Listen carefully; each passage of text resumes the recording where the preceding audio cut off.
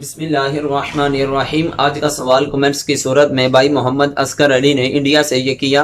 کہ السلام علیکم ورحمۃ اللہ وبرکاتہ۔ حضرت، اگر اذان ہو رہی ہو، ماں کی طبیعت خراب ہو تو سب سے پہلے نماز ادا کریں گے یا ماں کا علاج کروائیں گے؟ وعلیکم السلام ورحمۃ اللہ وبرکاتہ۔ اصغر بھائی جان، اس کے لیے شرعی طور پر ضابطہ یہ ہے کہ جب اس کی والدہ کی طبیعت خراب ہوئی اور دوسری طرف اذان شروع ہو گئی، اب وہ والدہ کا علاج کروائے یا نماز ادا کرے، تو سب سے پہلے ضابطہ یہ ہے کیا وہ اپنی والدہ کے پاس اکیلا ہے یا دوسرے بھی اس کے ساتھ موجود ہیں جو والدہ کا علاج کروا سکتے ہیں۔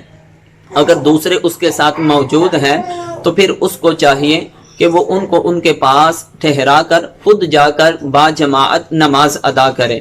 اگر ان کے پاس کوئی بھی نہیں، اس کے علاوہ کوئی بھی نہیں ہے کہ جو ان کی دیکھ بھال کر سکے، ان کو کسی چیز کی ضرورت ہو تو اسی وقت ان کی ضرورت پوری کر سکے، تو پھر ان کے لیے حکم یہ ہے کہ جو والدہ کے پاس ہے، اب اس کے لیے شرعی طور پر ضابطہ یہ ہے کہ وہ جماعت کے ساتھ نماز نہ ادا کرے، بلکہ اپنی والدہ محترمہ کے پاس رہے، جس چیز کی بھی ان کو طلب ہو، ضرورت ہو، ان کی ضرورت کو پورا کرے۔ اگر اس صورت میں اگر اس کی جماعت کے ساتھ نماز چھوٹ جاتی ہے تو وہ شرعی طور پر گناہگار نہیں ہوگا، کیونکہ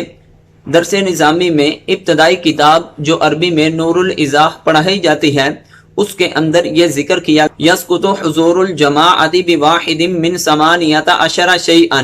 یعنی 18 چیزیں نور الازاح میں ذکر کی گئیں کہ جن کی وجہ سے اگر انسان جماعت سے نماز چھوڑ دے تو وہ بندہ شرعی طور پر گناہگار نہیں ہوگا۔ 18 چیزوں میں سے ایک چیز یہ ذکر کی گئی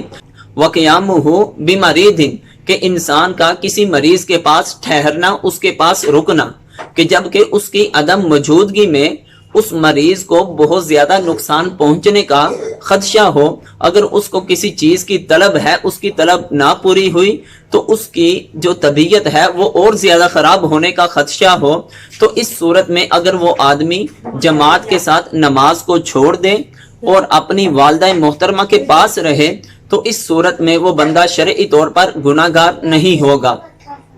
کیونکہ کہ لقولہ صلی اللہ علیہ وآلہ واصحابہ وسلم انما الاعمال بالنیات وانما لکل امرئ ما نوی، انسان کے اعمال پر جو ثواب ملنا ہے اس کا سارا دار و مدار اس کی نیتوں پر ہے، اور ہر انسان کے لیے وہی ہے جس کی اس نے نیت کی۔ اب اس کے دل میں ارادہ یہ تھا کہ میں جماعت کے ساتھ نماز پڑھتا، لیکن والدہ محترمہ کی یا اس مریض کی طبیعت کی وجہ سے وہ جماعت کے ساتھ نہیں نماز ادا کر سکا، لیکن اس کے دل میں ارادہ تھا، تو اس وجہ سے اللہ تبارک و تعالی جل جلالہ